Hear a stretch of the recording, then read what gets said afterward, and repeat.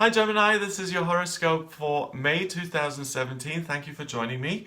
Now, from the 15th of April until the 19th of May, Mercury, your ruler, is in Aries. It's in retrograde, and it begins to conjunct Uranus, which is the planet of rebellion and eccentricity. That is also in Aries, and when two planets conjunct each other, it means they occupy the same space and their energies blend and mesh together, and it becomes kind of interlinked, intersected. Okay, so communication is more forceful than it usually is. You're much more interested in getting your point across. Because Mercury is in retrograde, there's also the potential to make more errors and to make more mistakes. Uranus is rebellion and I want to do things my way. So you're really focused on communicating and looking at your life in your unique way, from your unique perspective. You're looking at it like this and you're totally uninterested in what other people are telling you. Okay? So be aware of that, okay? If you have dreams for the future that you're trying to implement and you're very happy with that, then that's fine. You don't need to listen to anyone else, okay? But if other people are aware of what you're doing and they have insights and they want to support you and guide you, why not accept the help? So just be aware that going into May, you may not be as open and receptive to other people's opinions and advice as you usually are. So just be aware of that going in. From the 2nd of May going through until the 21st of May, Mars begins to trine Jupiter. Mars is in your sign of Gemini, so that is really happy, good news, okay? Mars is the archetypal male principle. It's at 8 degrees, so it's super powerful. And in Gemini, it wants to communicate. So you're going to feel very comfortable in your own skin and very comfortable in the way you communicate. And that's why the Mercury retrograde is tricky, because you feel so comfortable in your own skin. So you don't double check everything you're saying. Be aware of that, make sure of that, okay? But the blessing of this on the 2nd of May with Mars trining Jupiter is that Jupiter, the good luck planet of love and romance, well, it's the good luck planet of success and good fortune.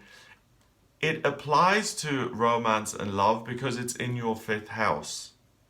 So Mars, this ability to communicate is heightened and strengthened, so you will get your words out very well, very easily. It is supported by the good luck of Jupiter in a romantic way, so it's very likely that what you're saying, the way you present yourself, comes across so well to other people that it's likely that other people may start to express a romantic interest in you, or that something begins where you really become closer to another person and they're really kind of enchanted by what you're doing.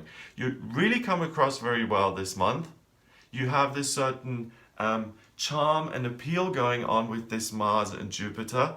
So romance-wise, love-wise, passion-wise, and really communicating with another human being, you get 2 thumbs up. That's the big blessing of May here for you, Gemini. Now, on the 3rd of May, even more good news, because Mercury, your ruler, it goes direct. Okay, so from the 3rd of May onwards, communication becomes easy, it becomes less stifled, less treacherous, less tricky, and you stop making those mistakes. So now you can really enjoy that Mars-Jupiter trine, which lasts all the way until the 21st of May, and now Mercury has gone direct on the 3rd of May here. Perfect.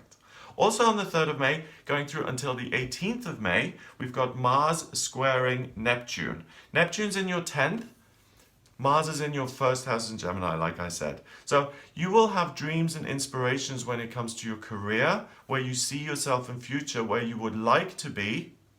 And Mars will help you to start communicating that to yourself and to start kind of sketching that together and making a plan for what that could look like. So also think ahead. Think of where you would like to be in a year from now, in 5 years from now, in 10 years from now. Neptune will inspire you, and make sure you note these things down. The inspiration will be particularly relevant to your career and the way you create an income for yourself. On the 10th of May, we've got the full moon in Scorpio. I will make a separate video on this because the full moon can sometimes be a bit complicated. As far as you're concerned, it happens in your 6th house.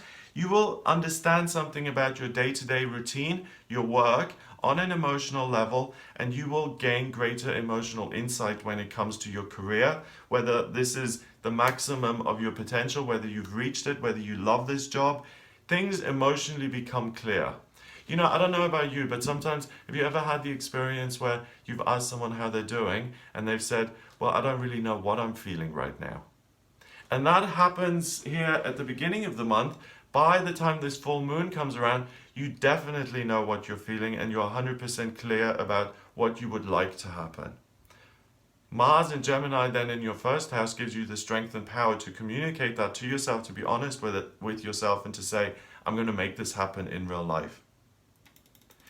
The next energy that you're going to be influenced by is the new moon in Gemini, which happens at the end of the month on the 25th of May, and this empowers you even more, okay? It pulls in Gemini energy, so you finish the month on a real high, you go into June hitting the ground running, feeling really confident, feeling able to express your power in a really wonderful, consistent, and ongoing way, and you're going to really have a positive experience here in May, especially when it comes to your love life and when it comes to inspiration about work and what you would like to happen in future.